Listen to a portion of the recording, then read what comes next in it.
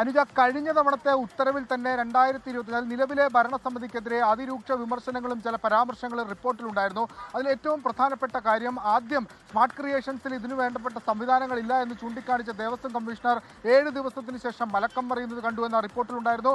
അതിന് പ്രധാനപ്പെട്ട വഴിവെച്ചത് ഈ ദേവസ്വം ബോർഡ് പ്രസിഡന്റിന്റെ ഒരു മറുപടിയാണെന്ന് ആ റിപ്പോർട്ടിലുണ്ടായിരുന്നു. ആ റിപ്പോർട്ടിനെ ഉദ്ധരിച്ചുകൊണ്ടാണ് നിലവിൽ ഈ നിലവിലെ ഭരണസമിതിക്കെതിരെ ചില നിർദ്ദേശങ്ങൾ, ചില നിരീക്ഷണങ്ങൾ ഒക്കെ കോടതിയുടെ ഭാഗത്തുനിന്നുണ്ടായത്. അതിൽ ഏറ്റവും പ്രധാനപ്പെട്ടത് ഈ അന്വേഷണ സംഘം നൽകിയിട്ടുള്ള റിപ്പോർട്ടിലെ പരാമർശങ്ങളാണ്.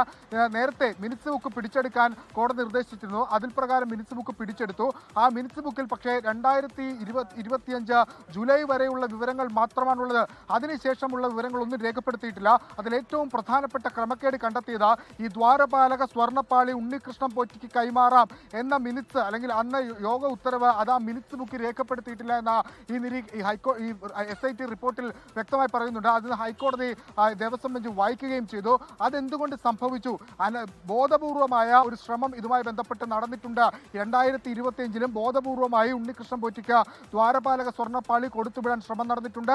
അസാധാരണമായ സാഹചര്യം അത് മനഃപൂർവ്വം സൃഷ്ടിച്ചു എന്നായിരുന്നു കോടതി ഈ വിഷയവുമായി ബന്ധപ്പെട്ട് പറഞ്ഞത്. അതായത് 2025 നിലവിലെ ഭരണസമിതിയുടെയും വീഴ്ചകൾ എണ്ണിപ്പറഞ്ഞുകൊണ്ടാണ് കോടതി ഇന്നത്തെ നടപടികൾ അവസാനിപ്പിച്ചത്. ഇന്ന് ഓപ്പൺ കോർട്ടിലായിരുന്നു നടപടി. കഴിഞ്ഞ തവണ അടച്ചിട്ട മുറിയിലായിരുന്നുവെങ്കിൽ ഇന്ന് പൂർണ്ണമായും ഉത്തരവ്, ആദ്യം മുതലുള്ള ഉത്തരവുകൾ കോടതി വായിച്ചു. ഏറ്റവും ഒടുവിലാണ് ഇന്നത്തെ റിപ്പോർട്ട് പരിഗണിച്ചത്. അതിൽ ചില പ്രധാനപ്പെട്ട പരാമർശങ്ങൾ കോടതിയുടെ ഭാഗത്തുനിന്നുണ്ട്. അതിൽ ഏറ്റവും പ്രധാനപ്പെട്ട കാര്യം, ദേവസ്വം ബോർഡിനെതിരെ അഴിമതി നിരോധന വകുപ്പ് പ്രകാരമുള്ള നടപടികൾക്ക് സാധ്യതയുണ്ടോ എന്ന് പരിശോധിക്കാൻ പ്രത്യേക അന്വേഷണ സംഘത്തിന് കോടതി നിർദ്ദേശം നൽകിയിരിക്കുന്നു. പ്രത്യേകിച്ച് അത് സർക്കാർ കോൺസ്റ്റിറ്റ്യൂട്ട് ചെയ്യുന്നൊരു ബോഡിയാണ്.